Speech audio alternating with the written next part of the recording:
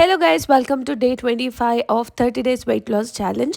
నేను చేసేది intermediate fasting and నా ఈటింగ్ విండో వచ్చి మార్నింగ్ 10 AM నుంచి ఈవినింగ్ 6 PM వరకు.